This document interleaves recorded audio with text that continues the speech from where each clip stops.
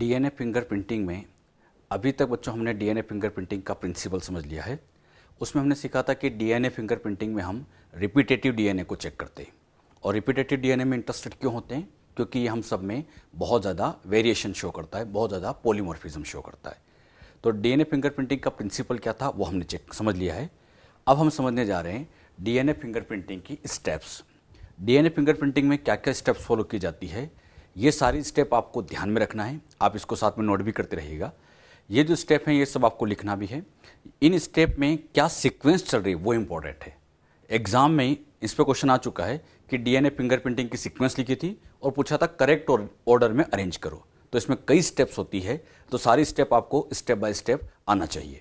सबसे पहले DNA fingerprinting में सबसे पहली स्टेप आती है सैंपल को कलेक्ट करना। सैंपल कलेक्ट किससे किया जाता है? मान लीजिए कहीं पे क्राइम हो गया, तो जहाँ क्राइम हुआ है वहाँ से हमें सैंपल इकट्ठा करना है। तो सैंपल में आप किसको इकट्ठा करोगे? जैसे ब्लड का यूज़ कर सकते हैं, इसी तरह से हेयर फॉलिकल का यूज़ कर सकते हैं, बोन का यूज़ कर सकते हैं, सलाइवा का यूज़ कर सकते हैं। सलाइवा के अंदर भी सेल होती है, सलाइवा के अंदर सेल होती है, तो उनका भी यूज़ किया जा सकता है। मान लीजिए कहीं पे क्राइम हुआ, दो पर्सन आपस में लड़ रहे थे, एक दूसरे के बाल नोच लिए, तो उनसे जो हेयर मिला है उस हेयर फॉलिकल से भी डीएनए हम आइसोलेट कर सकते हैं। तो कोई भी ऐसा पार्ट जिससे हम डीएनए आइसोलेट कर सकते हैं उसको एज ए सैंपल की फॉर्म में कलेक्ट किया जा सकता है। ये बच्चों ब्लड हो सकता है, हेयर फॉलिकल हो सकता है, बोन का पार्ट हो सकता है, सलाइवा हो सकता है, कुछ भी सेक्शन हो सकता है। लेकिन एक बात याद रखना, अगर हम ब्लड का यूज़ कर रहे हैं, तो ब्लड में तो कई तरह की सेल है। यहाँ पर सबसे इंपॉर्टेंट सेल होती है, एक तो बच्चों आप जानते हैं आरबीसी होती है, और दूसरी सेल जो होती है वो है डब्ल्यूबीसी होती है। आरबीसी और डब्ल्यूबीसी ये मेन सेल है। ब्लड की बात करें तो ब्लड में ये मेन सेल आरबीसी डब्ल्यूबीसी। अब बताओ इनमें से डीएनए निकालना है तो आरबीसी से निकालें या डब्ल्यूबीसी से? अच्छा, आरबीसी की खास बात ये होती है कि आरबीसी जो मैच्योर हो जाती है, तो मैच्योर आरबीसी में न्यूक्लियस ही नहीं होता। मैच्योर आरबीसी में न्यूक्लियस नहीं होता तो डीएनए भी नहीं है, और डीएनए नहीं है तो यहां पर आरबीसी का यूज नहीं किया जाएगा। यानी अगर ब्लड एज ए सैंपल लिया जाता है तो फिर किसका यूज करेंगे? डब्ल्यूबीसी का। आरबीसी का यूज क्यों नहीं करते, यह क्वेश्चन आ चुका है। आरबीसी का यूज इसलिए नहीं करते हैं क्योंकि आरबीसी के अंदर न्यूक्लियस नहीं है। मैच्योर आरबीसी में न्यूक्लियस नहीं होता है तो डीएनए नहीं है, और डीएनए नहीं है तो इसका यूज नहीं किया जाता है। याद रहेगा इतना? अच्छा, सबसे पहले तो सैंपल को कलेक्ट किया। अब सैंपल कलेक्ट करने के लिए मान लीजिए ये कोई सेल है, डब्ल्यूबीसी की सेल है, तो इस सेल के अंदर न्यूक्लियस में जो डीएनए बैठा है, सबसे पहले उस डीएनए को बाहर निकाला जाएगा। तो पहली स्टेप आती है आइसोलेशन ऑफ डीएनए। सैंपल जो हमने लिया उसमें से डीएनए का आइसोलेशन। डीएनए का आइसोलेशन कैसे किया जाता है इसके बारे में डिटेल में बायोटेक में पढ़ाया जाता है। बायोटेक में पूरा प्रोसीजर है कि डीएनए को कैसे सेल में से आइसोलेट करते हैं। अभी इतना ध्यान रखो कि जो सैंपल कलेक्ट किया उसमें से सबसे पहले डीएनए को बाहर निकालेंगे। ये डीएनए बाहर आ गया। अच्छा, जो डीएनए बाहर आया है, अगर मान लीजिए सैंपल बहुत कम है, मान लीजिए सैंपल में सेल्स वगैरह बहुत कम है, तो सेल कम है तो डीएनए भी कम आएगा, और डीएनए इतना कम है कि हम आगे का एक्सपेरिमेंट कर ही नहीं पा रहे। तो हमें इस डीएनए के नंबर को बढ़ाना पड़ेगा, और डीएनए के नंबर को बढ़ाने के लिए एक टेक्निक काम में लेंगे जिसे कहा जाता है PCR. If amount of DNA is very low, अगर डीएनए के अमाउंट बहुत कम है तो इसे इंक्रीज करेंगे। किसकी हेल्प से इंक्रीज करते हैं? तो पीसीआर। पीसीआर की हेल्प से इसको इंक्रीज किया जाता है। अच्छा, पीसीआर एक ऐसी टेक्निक है जिससे हम डीएनए को एम्पलीफाई करते हैं, उसकी नंबर को बढ़ाते हैं। अच्छा, पीसीआर से नंबर कैसे बढ़ाते हैं यह भी आपको बायोटेक में सिखा दिया जाएगा। बायोटेक में यह टॉपिक भी कवर किया जाता है, पीसीआर क्या होता है। अभी इतना ध्यान रखो, डीएनए की नंबर इंक्रीज करना हो कौन सी टेक्निक काम में लेंगे? पीसीआर। जैसे यहां पर पीसीआर करेंगे तो पीसीआर होते ही यहां पर डीएनए का नंबर ऐसे बढ़ता जाएगा, ऐसे डीएनए की नंबर यहां पर बढ़ती चली जाती है। तो डीएनए के नंबर को बढ़ाने के लिए कौन सी टेक्निक काम में लेते हैं? पीसीआर। लेकिन एक बात याद रखिएगा, पीसीआर ऑप्शनल है। ऑप्शनल से क्या मतलब है? अगर डीएनए के नंबर ऑलरेडी आपके पास ज्यादा है, मान लीजिए यहां पर ऑलरेडी हमारे पास डीएनए की क्वांटिटी ज्यादा है, ऑलरेडी डीएनए ज्यादा है, तब इस पीसीआर करने की जरूरत नहीं है। यानी पीसीआर तभी करेंगे जब हमें क्वांटिटी को बढ़ाना है। अगर ऑलरेडी क्वांटिटी ज्यादा है तो फिर पीसीआर करने की जरूरत नहीं पड़ती है। तो पीसीआर यहां पर ऑप्शनल माना जाता है, ये एक ऑप्शनल तरीका है। क्लियर? अच्छा, जो डीएनए बाहर आ गया है, अब इस डीएनए को कट करना है, टुकड़े करना है। डीएनए को कट करना है तो डीएनए को कट करने के लिए यहां पर उसको काटेंगे रेस्ट्रिक्शन एंडोन्यूक्लियस से। रेस्ट्रिक्शन एंडोन्यूक्लियस, जिसको हम शॉर्ट में नाम जानते हैं आरई, इस आरई एंजाइम से इसको काटा जाएगा। अच्छा, जैसे इसके ऊपर ये आरई एंजाइम इसके ऊपर डालेंगे तो ये आरई इसको कट करेगा, ऐसे यहां कट करेगा, और जब इसको कट करेंगे तो इसके यहां पर कई सारे फ्रेगमेंट्स बनेंगे। तो आरई ने जैसे कट किया तो कट करते ही यहां पर ऐसे कई सारे फ्रेगमेंट्स आ जाते। तो अभी तक आपको क्या समझाया, डीएनए को बाहर निकाला, डीएनए बाहर निकला, अगर अमाउंट कम है तो पीसीआर से बढ़ाते हैं, और जो डीएनए बाहर आ गया उसको फिर आरई से कट कर देते। जैसे आरई से कट किया, ये डीएनए के कई सारे फ्रेगमेंट्स आ गए। अब हमें इन डीएनए के फ्रेगमेंट को सेपरेट करना है। ये जो जितना भी डीएनए हम ले रहे हैं, मान लीजिए क्राइम वाली जगह से, तो ये जो डीएनए के फ्रेगमेंट बने हैं, अब इन क्राइम वाले फ्रेगमेंट्स को सेपरेट करना है। टेक्निक का नाम, इन फ्रेगमेंट को सेपरेट करने वाली टेक्निक का नाम आता है जेल इलेक्ट्रोफोरेसिस। ये क्लियर होना चाहिए। डीएनए के फ्रेगमेंट सेपरेट करना है, कौन सी टेक्निक, जेल इलेक्ट्रोफोरेसिस। हमने सीखा था जेल इलेक्ट्रोफोरेसिस में हम एक जेल बनाते हैं, किसकी, अगेरोस की। तो यहां पर भी सबसे पहले ये अगेरोस की जेल बना दी जाती है। इस जेल के अंदर यहां पे अगेरोस के बीच में याद है पोर्स होते हैं, उन पोर्स में से फिर डीएनए जाता है। अब ये जितना भी डीएनए यहां पर इकट्ठा हुआ, यहां पर इस डीएनए को उठा के इस लाइन में डाल देंगे। अच्छा, ये डीएनए कौन सा वाला था, क्राइम वाला, तो क्राइम वाले डीएनए को यहां पे डाल दिया। तो क्राइम वाली जगह से जो डीएनए मिला उसको यहां डाल देंगे इस पहले वाले वेल्स के अंदर।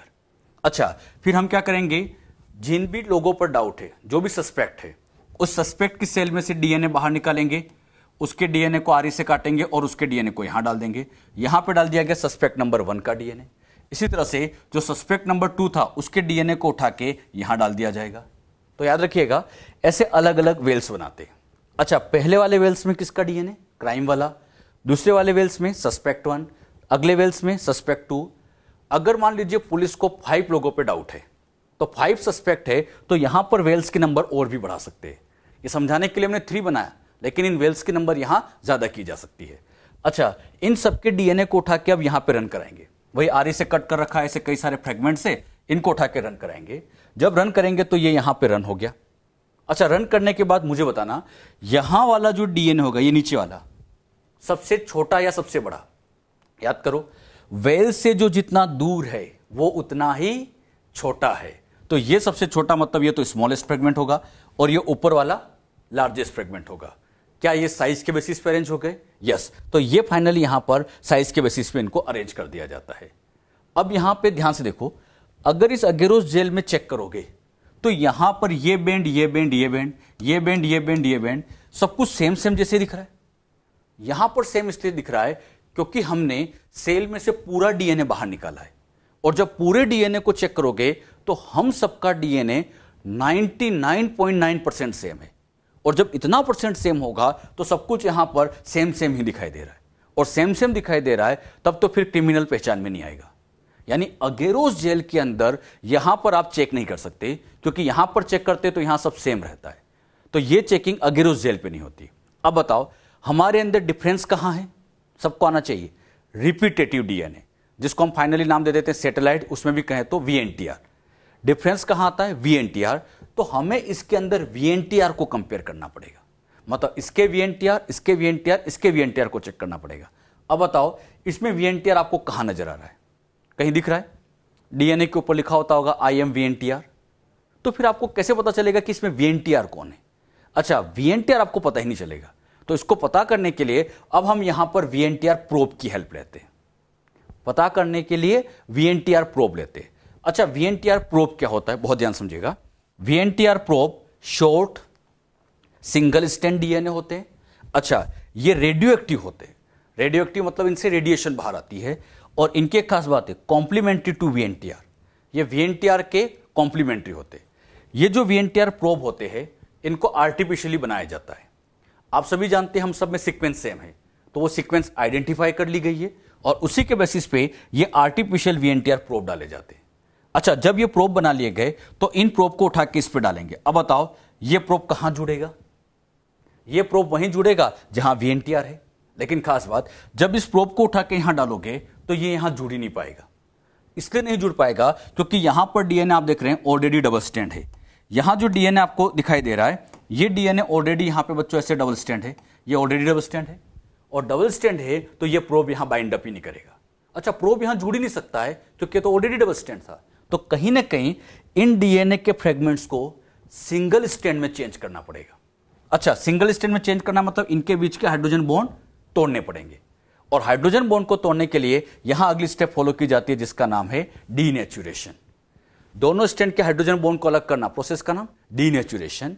और उस डीनेचुरेशन के लिए यहां पर यूज किया जाता है एल्केलाइन मीडियम का। हम हाई टेम्परेचर का यूज नहीं करेंगे। डीनेचुरेशन का एक तरीका जानते हो, हाई टेम्परेचर पे भी होता है। अगर इस जेल को उठा के हाई टेम्परेचर पे रखोगे तो ये जेल ही मेल्ट हो जाएगी, और जब ये जेल ही पिघल जाएगी तो ये सारे डीएनए के फ्रेगमेंट सब कुछ मिक्सअप हो जाएंगे, प्रॉपर डीनेचुरेशन हो ही नहीं पाएगा, आगे की प्रोसेस ही खराब हो जाएगी।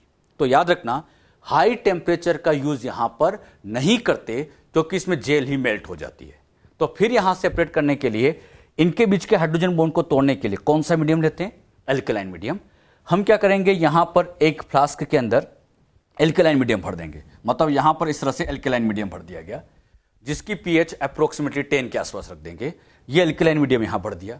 अब इस जेल को उठा के इसके अंदर डालेंगे। मतलब इस जेल को उठाया और इसके अंदर यहां पर ये पुट कर दिया। बताओ जेल कहां डाल दी? Alkaline medium. अभी आप देखो यहां डीएनए कैसा है? डबल दिख रहा है। एल्केलाइन मीडियम में OH की अमाउंट ज्यादा होती है। एल्केलाइन मीडियम में OH ज्यादा होते हैं, तो ये OH इनके बीच के इन हाइड्रोजन बॉन्ड को तोड़ेंगे और हाइड्रोजन बॉन्ड को डिस्टर्ब करेंगे, तो ये सिंगल स्ट्रैंड में चेंज हो जाएगा। मतलब यहां पर एल्केलाइन मीडियम में रखने से फायदा यह होगा कि ये जेल का डीएनए सिंगल स्ट्रैंड में कन्वर्ट हो जाएगा, डबल स्ट्रैंड से सिंगल स्ट्रैंड में कन्वर्ट हो जाएगा। मतलब थोड़े टाइम बाद आप देखोगे तो ये डीएनए से सिंगल स्ट्रैंड हो गया। बताओ एल्केलाइन मीडियम में क्यों रखा? एल्केलाइन मीडियम में रखने का फायदा यह था ताकि डबल स्ट्रैंड डीएनए को सिंगल स्ट्रैंड में कन्वर्ट कर सके। अब बच्चों, अभी ये डीएनए इस जेल के अंदर है। जेल की एक प्रॉब्लम यह होती है कि जेल में लंबे टाइम तक आप डीएनए नहीं रख सकते, क्योंकि अगर इसमें को आप लंबे टाइम तक इसमें रखोगे तो इसके अंदर का डीएनए इन पोर में से होता हुआ बाहर निकल सकता है, या कई बार ये आपस में इंटरमिक्स हो सकते हैं, क्योंकि जेल के अंदर पोर है तो उन पोर से मिक्सअप हो सकते हैं।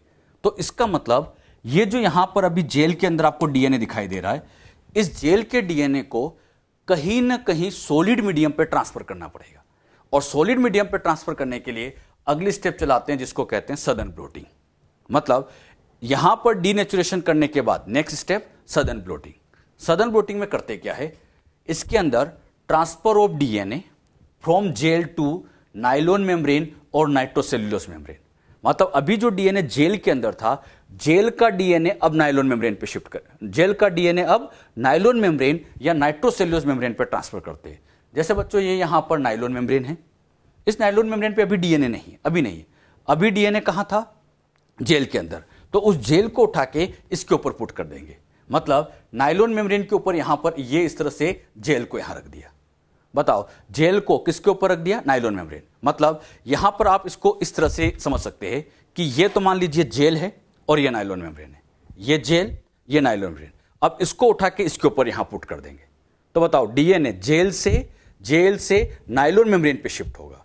जेल से नाइलॉन मेम्ब्रेन पे शिफ्ट करना, यही स्टेप कहलाती है सदन ब्लोटिंग। तो याद रखना, सदन ब्लोटिंग में क्या किया जाता है? जेल का डीएनए नाइलॉन मेम्ब्रेन पे शिफ्ट कर देते हैं, और स्टेप का नाम सदन ब्लोटिंग। अच्छा, सदन एक साइंटिस्ट है, उन साइंटिस्ट ने ही इस ब्लोटिंग के बारे में समझाया था, इसलिए इसको सदन ब्लोटिंग कर देते। अगर सदन ब्लोटिंग कर दे तो बताओ अब डीएनए जेल में रहेगा या नाइलॉन मेम्ब्रेन? जेल से डीएनए कहां शिफ्ट हो जाएगा? नाइलॉन मेम्ब्रेन के ऊपर। नाइलॉन मेम्ब्रेन की खास बात यह होती है कि इसके डीएनए के साथ बाइंडिंग एफिनिटी अच्छी भी होती है। नाइलॉन मेम्ब्रेन पर डीएनए आसानी से बाइंड अप कर जाता है। यानी अगर हम थोड़ी देर बाद देखें तो यहां पर सारा डीएनए इस नाइलॉन मेम्ब्रेन के पास आ जाता है। मतलब यहां जेल का डीएनए निकलकर इस नाइलॉन मेम्ब्रेन के पास आ गया। तो बताओ डीएनए कहां पहुंच चुका है? Nylon membrane. अब जेल की जरूरत नहीं, अब जेल को फेंक दो। अभी हमने क्या किया? जेल का डीएनए उठा के नाइलॉन मेम्ब्रेन पर शिफ्ट करा दिया, ये नाइलॉन मेम्ब्रेन पर शिफ्ट कर दिया। मुझे बताओ, ये लाइन तो थी वही क्राइम वाले सैंपल की, ये सस्पेक्ट 1 और ये सस्पेक्ट 2 है, और ये सब कुछ नाइलॉन मेम्ब्रेन पे। अब डीएनए नाइलॉन मेम्ब्रेन पे आ चुका है। अब खास बात, यहां पर जब नाइलॉन मेम्ब्रेन पे आ चुका है, यहां पर अभी आप चेक करोगे तो यहां पर भी अभी भी आपको सब कुछ सेम सेम दिखाई दे रहा है, सब कुछ सेम दिख रहा है, क्योंकि यहां पर तो अभी भी पूरा का पूरा डीएनए है। अरे पूरा का पूरा डीएनए तो यहां ट्रांसफर हुआ है। तो अगर पूरा डीएनए यहां पर है तो हम सबका डीएनए 99.9% सेम है, और जब इतना परसेंट सेम है तो यहां पर सारे बैंड आपको सेम सेम दिख रहे हैं। बस बहुत कम जगह डिफरेंस आएगा, सब कुछ सेम सेम दिखेगा। मुझे बताओ हमें यहां पर किसको पता करना है? VNTR। अब बात आती है VNTR का पता कैसे लगाया जाए।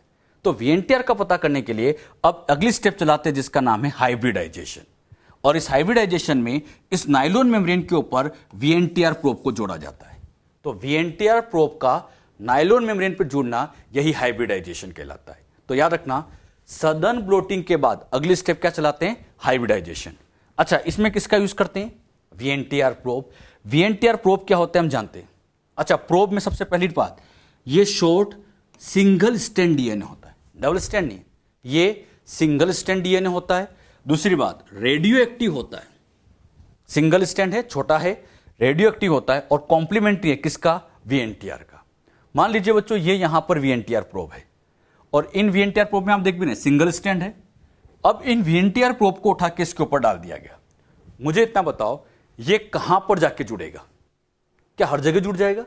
नहीं, ये वहीं जुड़ेगा जहां पर VNTR है। वेरी गुड, वहीं जुड़ेगा जहां पर VNTR है। तो VNTR वाली जगह पे आके ये बाइंड अप कर गए। अब बताओ ये वाला प्रोब यहां जुड़ गया, यहां जुड़ गया, बताओ क्यों? क्योंकि यहां VNTR है। अच्छा, यहां क्यों नहीं जुड़ा? क्योंकि ये VNTR नहीं है। तो जहां जहां पर आपको ये प्रोब जुड़े हुए दिख रहे, जहां जहां पर ये प्रोब जुड़े हुए दिख रहे, समझ जाना कि यही VNTR है। अरे बात समझ में आई? तो VNTR का पता लगाने के लिए VNTR प्रोब का यहां पर क्या कर दिया जाता है? हाइब्रिडाइजेशन। बात समझ में आई? अब मुझे बताओ ये जो VNTR प्रोब है क्या ये रेडियो एक्टिव है? यस, ये रेडियो एक्टिव है। और रेडियो एक्टिव है तो यहां से, इस जगह से अब निकलेगी रेडिएशन। मतलब यहां से रेडिएशन निकलेगी, यहां से भी रेडिएशन निकलेगी। तो यहां से अब आप लोगों को रेडिएशन दिखती हुई, यहां से रेडिएशन नजर आएगी, लेकिन रेडिएशन आपको दिखाई नहीं देती। तो बात आती है उस रेडिएशन को फिर डिटेक्ट कैसे किया जाए। तो उसको डिटेक्ट करने के लिए फिर अगली स्टेप चलाते हैं जिसका नाम है ऑटो रेडियोग्राफी। तो याद रखिएगा, हाइब्रिडाइजेशन के बाद कौन सी टेक्निक चलाते हैं? Auto radiography. तो हमने क्या सीखा? सदर्न ब्लोटिंग करते हैं। सदर्न ब्लोटिंग से DNA कहां आ गया? Nylon membrane. नाइलोन मेम्ब्रेन पर आने के बाद अब हाइब्रिडाइजेशन करते हैं जिसमें VNTR प्रोब को डाला जाता है और लास्ट में फिर क्या कराते हैं? ऑटो रेडियोग्राफी चलाते हैं। अच्छा, यहां से क्या निकलेगी? रेडिएशन। तो उस रेडिएशन को पता करने के लिए ऑटो रेडियोग्राफी करते हैं। बात आती है ऑटो रेडियोग्राफी में करते क्या है? ऑटो रेडियोग्राफी के अंदर हम एक्सरे फिल्म का यूज करते हैं। आप सबने एक्सरे फिल्म देखी होगी। एक्सरे फिल्म सभी ने देखी है। याद करो, कहीं पर बोन में फ्रैक्चर हो जाता है, डॉक्टर कहते हैं ना एक्सरे करा के आ जाओ। तो एक्सरे फिल्म सबने देखी, वो ब्लैक कलर की होती है। यहां पर ये बच्चों नाइलोन मेम्ब्रेन है, यहां पर ये प्रोब जुड़े हुए हैं, इधर क्राइम वाला, इधर सस्पेक्ट 1 वाला, इधर सस्पेक्ट 2 वाला।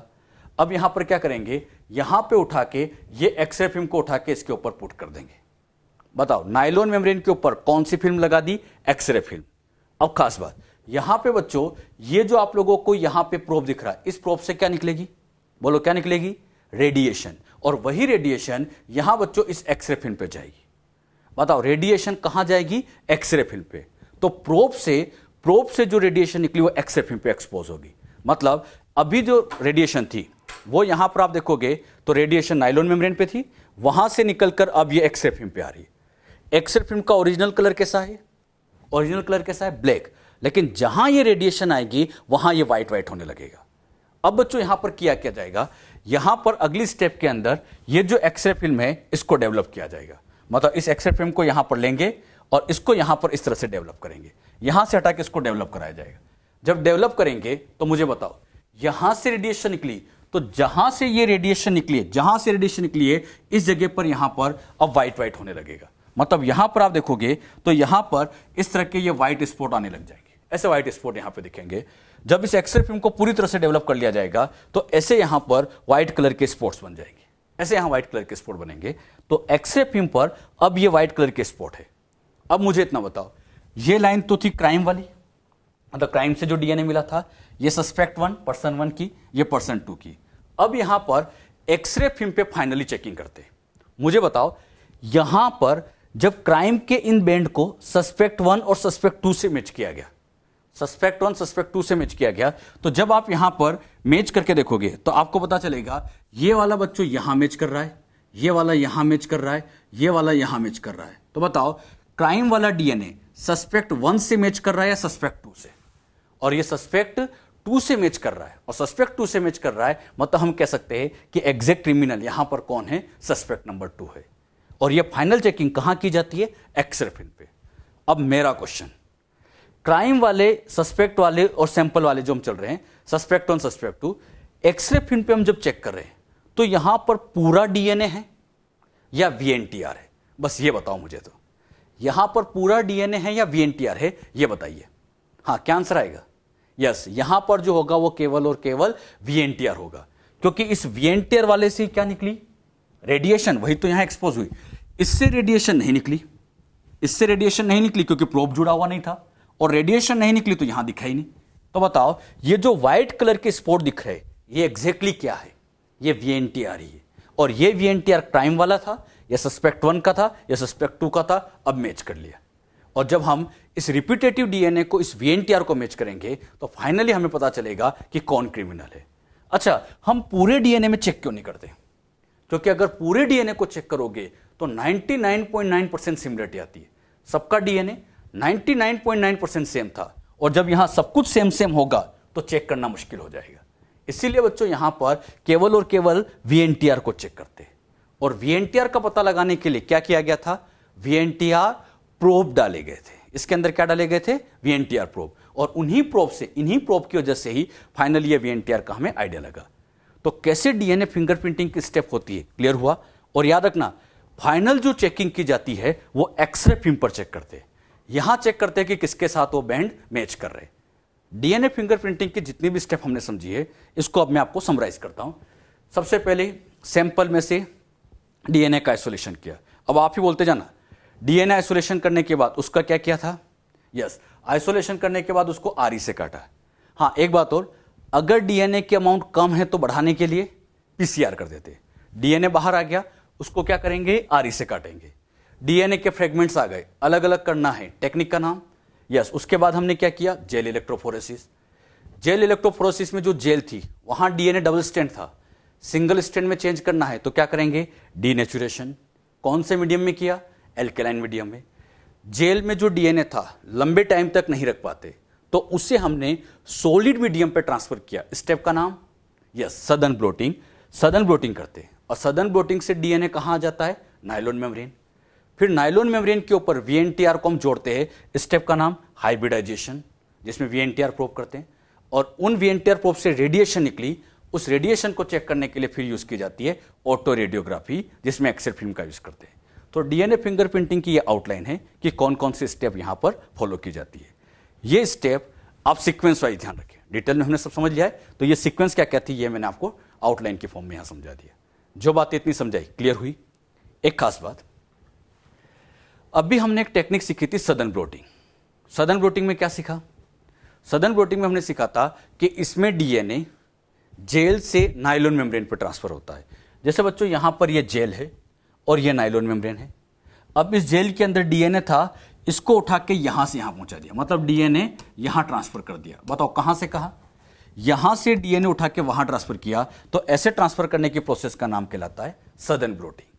सदर्न ब्लोटिंग में डीएनए कहां से कहां जाता है, जेल से nylon membrane.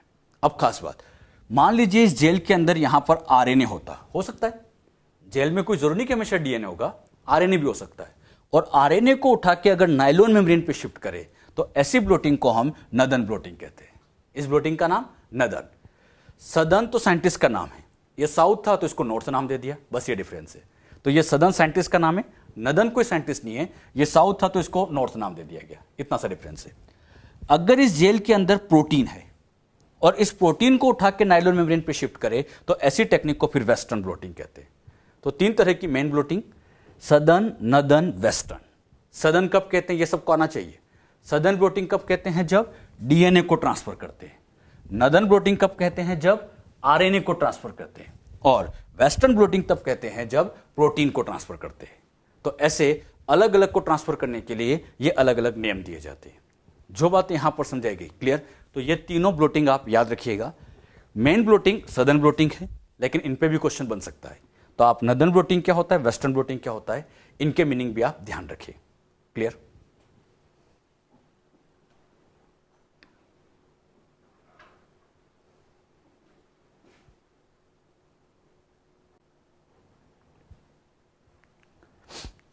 Application of DNA fingerprinting.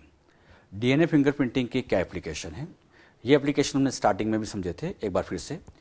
DNA fingerprinting के एप्लीकेशन में सबसे पहला एप्लीकेशन आता है identification of the criminals. Criminals को आइडेंटिफाई करना है, क्रिमिनल्स को पहचानना है, तो उसके लिए डीएनए फिंगरप्रिंटिंग काम में लेते हैं। हमने सीखा था कि क्राइम वाली जगह से जो डीएनए मिलता है, फिर सस्पेक्ट 1, सस्पेक्ट 2, सस्पेक्ट 3, जितने भी सस्पेक्ट है मैच करते हैं, जिसके साथ मैक्सिमम मैचिंग हो जाएगी वही क्रिमिनल होगा। तो क्रिमिनल को पहचानने का बेस्ट तरीका होता है डीएनए फिंगरप्रिंटिंग। अच्छा, क्रिमिनल को पहचानना मतलब एक तरह की ये फॉरेंसिक साइंस में इसका रोल है। इसका सेकंड रोल आता है in determining population and genetic diversity. Human population में कितनी डाइवर्सिटी है, कितना डिफरेंस है, उसको चेक करने में भी डीएनए फिंगरप्रिंटिंग का हम यूज़ कर सकते हैं। हमारा इवोल्यूशन किससे हुआ होगा उसको कंपेयर करना है, तो उसमें भी डीएनए फिंगरप्रिंटिंग का रोल देखा गया है। डीएनए फिंगरप्रिंटिंग का एक थर्ड एप्लीकेशन आता है पैटर्निटी टेस्ट। पैटर्निटी टेस्ट का मतलब यह है कि पेरेंट्स का पता करना, कि मान लीजिए कोई चाइल्ड है, उसके पेरेंट्स का एग्जैक्ट पता करना है कि कौन उसके पेरेंट्स है, तो उसके लिए भी हम यहाँ पर डीएनए फिंगरप्रिंटिंग काम में ले सकते हैं। पैटर्निटी टेस्ट में एक बात हमेशा याद रखना कि जो बच्चे का आरएफएलपी होता है, बच्चे का आरएफएलपी, ये आरएफएलपी 50% मैच करता है फादर के साथ और 50% मैच करता है मदर के साथ। बच्चे का आरएफएलपी 50-50 दोनों से मैच करता है। 50% फादर से मैच करेगा, 50% मदर से मैच करेगा। और दोनों से 50-50 इसलिए मैच करता है क्योंकि बच्चे में जो क्रोमोसोम आए हैं 50% उसके फादर से आए, 23 उसके फादर से आए, 23 उसकी मदर से आए। तो जब आधे आधे क्रोमोसोम दोनों से आए तो 50-50 दोनों से मैच करेगा, 100% नहीं। अच्छा, एक केस लेके यहाँ पे इसको समझते हैं। मान लीजिए बच्चों, यहाँ पर ये चाइल्ड है, मदर है, फादर ए और फादर बी। इसके बायोलॉजिकल फादर में डाउट है कि कौन इसका रियल बायोलॉजिकल फादर है। इस तरह के डिस्प्यूट वाले केसेस को कैसे सोल्व करते हैं? अच्छा, इस केस को सोल्व करने के लिए सबसे पहले ये यहाँ पर चाइल्ड की आरएफएलपी बनाए, बच्चे के क्रोमोसोम को निकाला, उसके आरए से कट किया और उसका आरएफएलपी पैटर्न निकाला। अच्छा, ये आरएफएलपी किसका है? बच्चे का। यहाँ पर आरएफएलपी मदर का, और यहाँ पर फादर ए और ये फादर बी के आरएफएलपी। ये बच्चों आरएफएलपी पैटर्न ले लिए।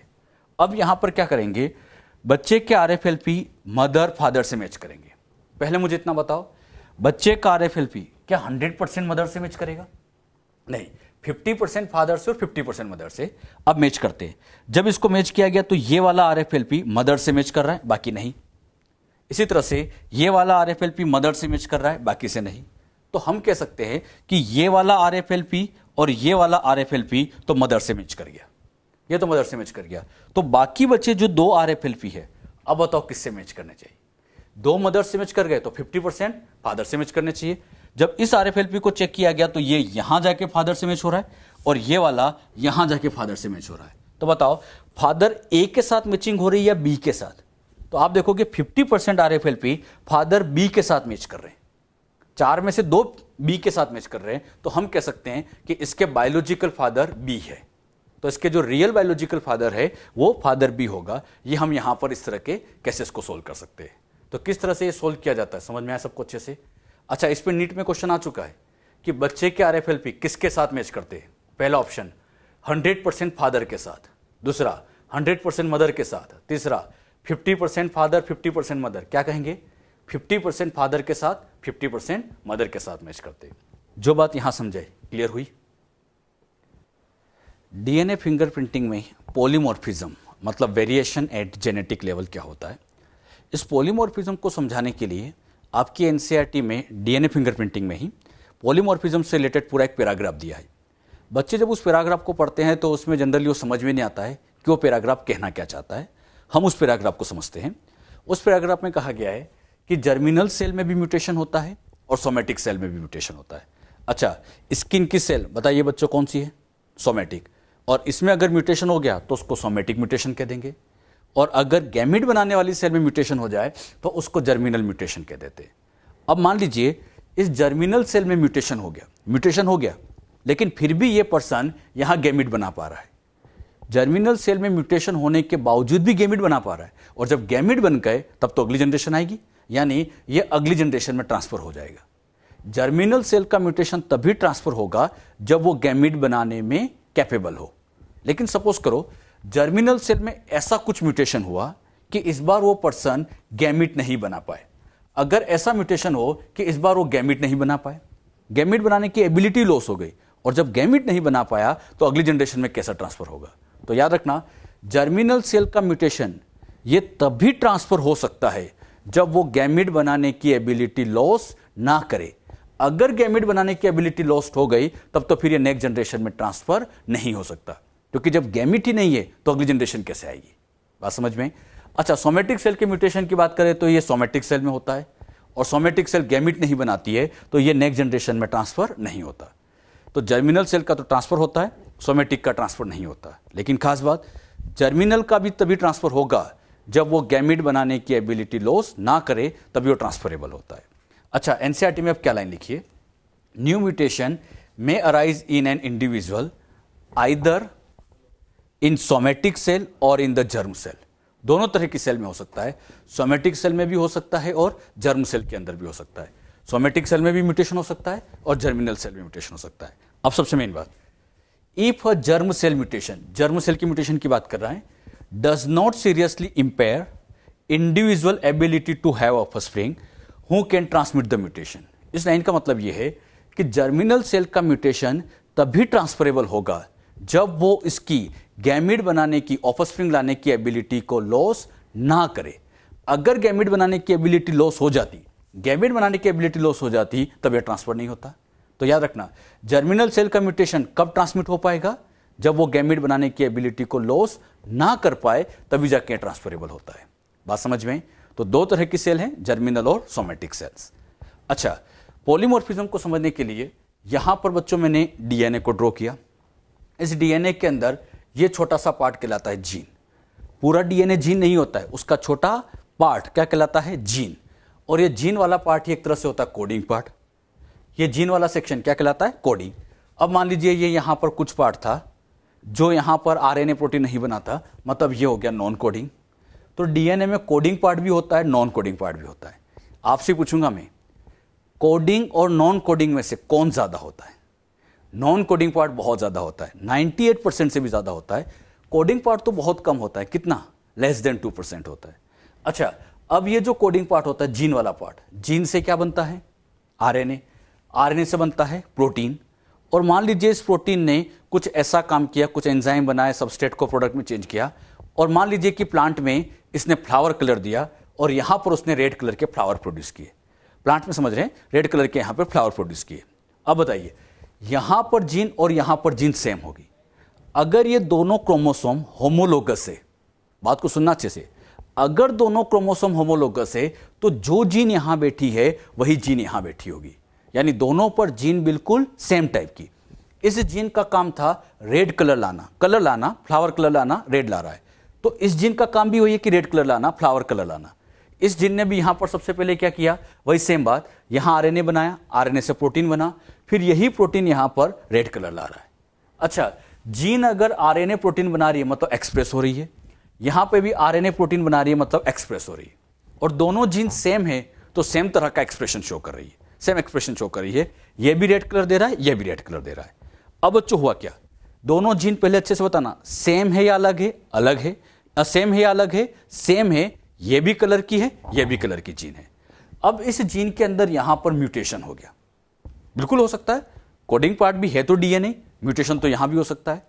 और म्यूटेशन ऐसा हुआ कि इससे प्रॉपर आरएनए नहीं बना, प्रॉपर प्रोटीन नहीं बना, और प्रॉपर प्रोटीन नहीं बना तो रेड कलर नहीं बनेगा, यानी फ्लावर में प्रॉपर कलर प्रोड्यूस नहीं होगा, तो यहां पे फ्लावर व्हाइट कलर के रह गए, और व्हाइट कलर के रह गए मतलब अब ये प्रॉपर एक्सप्रेस नहीं हो पाया, क्योंकि व्हाइट कलर आ गया तो कलरलेस कंडीशन आई, प्रॉपर एक्सप्रेशन हो ही नहीं रहा है, प्रॉपर प्रोटीन बन ही नहीं रहा है।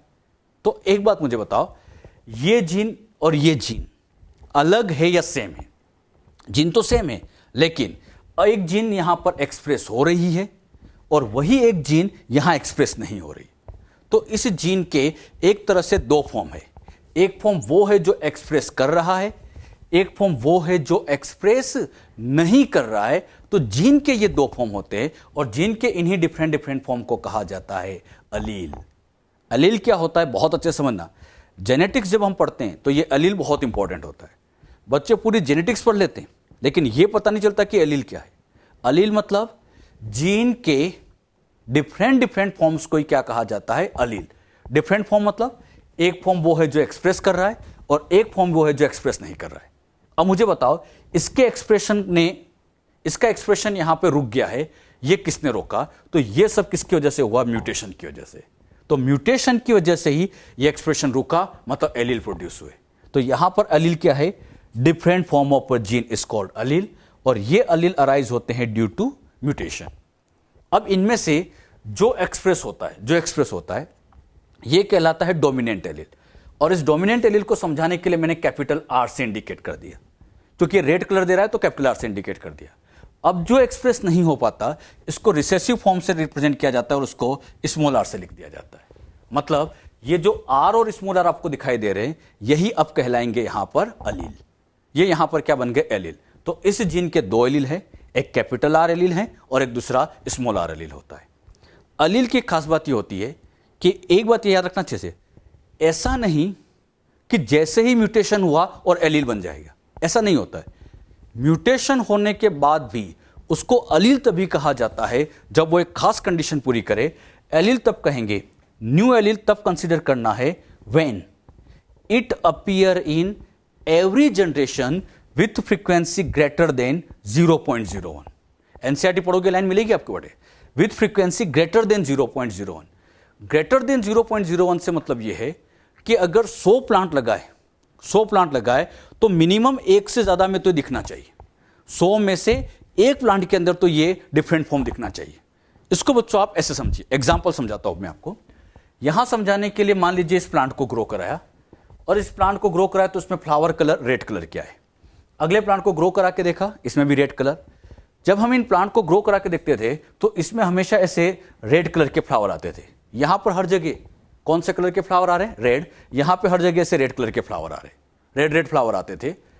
जब भी बच्चों इस प्लांट को ग्रो कराते हमेशा रेड कलर के, लेकिन इस बार क्या हुआ, जब इन प्लांट को ग्रो करा के देखा तो एक प्लांट के अंदर यहां पर व्हाइट कलर के फ्लावर आ गए। हर जगह रेड आ रहे थे लेकिन एक में व्हाइट आ गए। अच्छा, व्हाइट आ गया मतलब कुछ डिफरेंट फॉर्म आ गया। अब यहां पर ये जो बच्चों रेड वाला फॉर्म था, इसको मैंने कैपिटल आर से लिख दिया। इसके लिए allele capital R capital R capital R capital R है, जहां जहां रेड है सब जगह कैपिटल आर है। व्हाइट है मतलब ये हो गया एक तरह से स्मॉल आर। अब मैं इसको स्मॉल आर नया एलील तभी कहूंगा, नया एलील तभी कहेंगे जब ये 100 प्लांट में से एक न एक प्लांट में दिखे और हर जनरेशन में भी दिखना चाहिए। मान लीजिए बच्चों ये फर्स्ट जनरेशन में दिख रहा है। अब जब सेकंड जनरेशन में ग्रो करा के देखा तो सेकंड जनरेशन में जब ग्रो करा के देखा तो यहां पर ये रेड कलर के फ्लावर आए, और भी ग्रो करा के देखे तो सब में यहां पर ऐसे रेड कलर के फ्लावर आए। बताओ व्हाइट कहां आया? कहीं नहीं आया। तो इसका मतलब व्हाइट नहीं आ रहा है तो इसको हम नया एलील अभी कंसीडर नहीं कर सकते, क्योंकि अगली जनरेशन में तो अपीयर ही नहीं हो रहा है। इसको नया एलील तभी मानेंगे जब ये अगली जनरेशन में भी दिखना चाहिए, और कम से कम 100 में तो एक में दिखना चाहिए। 100 प्लांट में से कम एक में तो दिखना चाहिए। यहां तो एक में भी दिखाई नहीं दे रहा है, और एक में भी दिखाई नहीं दे रहा है, इसको मतलब हम इसको स्मॉल आर नहीं कह सकते। तो बात आती है फिर ये व्हाइट कैसे आ गया होगा? तो ये व्हाइट इसलिए आ गया होगा क्योंकि हो सकता है कि ये सोमेटिक सेल का म्यूटेशन हो। बात समझ में आई? मैंने बहुत बड़ी बात कह दी। हो सकता है ये सोमेटिक सेल का म्यूटेशन हो, और आप जानते हैं सोमेटिक सेल का म्यूटेशन नेक्स्ट जनरेशन में ट्रांसफर नहीं होता, तो अगली जनरेशन में ट्रांसफर ही नहीं हो रहा है, और अगली जनरेशन में ट्रांसफर नहीं हो रहा है तो अब हम इसको एलील नहीं कह सकते। अच्छा, इसको एलील कब कहते? जब ये अगली जनरेशन में भी इतने सारे प्लांट में से कहीं ना कहीं एक में तो दिखना चाहिए। अब मान लीजिए यहां पर हमने क्या किया, यहां पर इसकी अगली जनरेशन निकाली, और अगली जनरेशन में भी एक प्लांट के अंदर ये दिख गया। यहां भी दिख रहा था, अगली जनरेशन में भी दिख गया, और अगली जनरेशन में दिख गया, तो हम मान लेंगे कि इसका एक नया एलील यहां पर स्मॉल आर आ चुका है। यहां पर एक नया एलील कौन सा आ चुका है? Small r. लेकिन ये स्मॉल आर तभी कंसीडर करेंगे जब ये अगली जनरेशन में भी दिखना चाहिए, और कैसे दिखना चाहिए? 100 प्लांट में से कम एक में दिखना चाहिए। फिर यहां पे बच्चों इसकी अगली जनरेशन निकाले। जब इसकी अगली जनरेशन निकाले तो अगली जनरेशन में भी इनको ग्रो करा के देखा, एक में दिख रहा है। अब हर जनरेशन में दिखाई देता जा रहा है, और हर जनरेशन में दिख रहा है, मतलब एक नया एलील स्मॉल आर आ गया। तो नया एलील स्मॉल आर कब कहेंगे? जब हर जनरेशन में दिखना चाहिए विथ फ्रीक्वेंसी 0.01, मतलब 100 में से कम एक में तो दिखना चाहिए। जो बात यहां समझे, क्लियर हुई? तो यहां पर हमने क्या सीखा था? नया एलील तब भी कंसीडर करेंगे जब वो हर जनरेशन में अपीयर हो विथ फ्रीक्वेंसी ग्रेटर देन 0.01। बात समझ में आई? अच्छा, ये जो एलील बने हैं ये एक तरह से कोडिंग पार्ट में चेंजेस से बने हैं। कौन से पार्ट में चेंज हुए? कोडिंग। अब बात आती है, ये जो पार्ट आपको यहां दिखाई दे रहा है ये था नॉन कोडिंग। बताओ बच्चों, कोडिंग ज्यादा होता है या नॉन कोडिंग? नॉन कोडिंग ज्यादा होते हैं। अब इसमें भी तो म्यूटेशन हो सकता है, इसमें भी म्यूटेशन हो सकता है, और यहां पर मान लीजिए म्यूटेशन हुआ, और म्यूटेशन होने से ये जो ए था यहां हट गया, और उसके बजाय यहां पर आ चुका है ये सी। ए के बजाय यहां पर कौन आ चुका है? सी। अब देखो, नॉन कोडिंग पार्ट में यहां पर जब चेक किया गया तो ये एटीजीसी एटीजीसी एटीजीसी कितनी बार रिपीट कर रहा है? 3 टाइम्स। यहां पर देखें तो ये एटीजीसी एटीजीसी, म्यूटेशन से पहले अगर हम देखते तो म्यूटेशन से पहले हम देखते तो ये यहां पर भी एटीजीसी था, तो ये 1 2 3 टाइम था, ये भी 3 टाइम था। लेकिन जैसे यहां पर म्यूटेशन हुआ, म्यूटेशन ने जैसे इसको हटाया, हटाते यहां तो सी आ गया, और सी आ गया तो बताओ अब यहां पे ये तो रिपीट कर नहीं रहा है, तो बताओ अब रिपीटेशन 2 टाइम्स रहा। पहले रिपीटेशन 3 टाइम था, अब रिपीटेशन 2 टाइम्स से। बताइए, यहां सीक्वेंस सेम है, सीक्वेंस तो सेम है, बस यहां रिपीटेशन नंबर वेरी कर गया, इधर 3 टाइम है इधर 2 टाइम है। और ये नंबर क्यों वेरी कर गया? Due to mutation.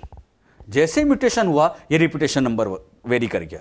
यही बात मैं आपको कब से समझा रहा हूं कि हम सबके अंदर सीक्वेंस तो सेम होती है, ये रिपीटेशन नंबर वेरी करते हैं, और ये वेरी क्यों कर जाते हैं? म्यूटेशन की वजह से। अब बताना, यहां म्यूटेशन हो जाए बॉडी में क्या फर्क पड़ेगा? इस म्यूटेशन की वजह से बॉडी में कोई चेंज नहीं आएगा, क्योंकि ये पार्ट तो यहां पर नॉन कोडिंग पार्ट है, और नॉन कोडिंग पार्ट में अगर म्यूटेशन हो जाए तो इससे कोई आरएनए नहीं बनता, कोई प्रोटीन नहीं बनता, बॉडी में कोई चेंज नहीं आएगा। तो कोडिंग पार्ट में अगर चेंजेस हैं, कोडिंग पार्ट में अगर म्यूटेशन है तो कुछ ना कुछ चेंज होता है, जैसे रेड के बजाय व्हाइट आ जाता है, चेंज आ जाता है। लेकिन नॉन कोडिंग पार्ट में अगर म्यूटेशन हो जाए तो कोई चेंजेस नहीं आता, बॉडी में चेंज इसलिए नहीं आता क्योंकि ये एक्सप्रेस नहीं होता। तो इतनी सारी बातें समझाने के बाद अब मैं आपसे क्या पूछता हूं, बहुत ध्यान से आंसर देना। म्यूटेशन कोडिंग पार्ट में होता है या नॉन कोडिंग? दोनों में होता है। अरे कोडिंग में भी हो रहा है और नॉन कोडिंग में भी हो रहा है।